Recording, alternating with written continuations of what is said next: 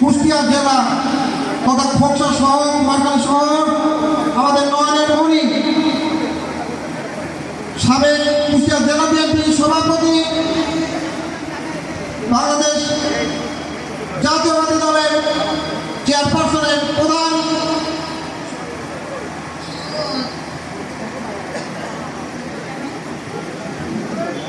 উপদেষ্টা মন্ডলীর অন্যতম সদস্য, বীর মুক্তিযোদ্ধা, বারবার নির্বাচিত সংসদ সদস্য, আমাদের প্রিয় নেতা সৈয়দ মেহেদী আহমেদ রুমি।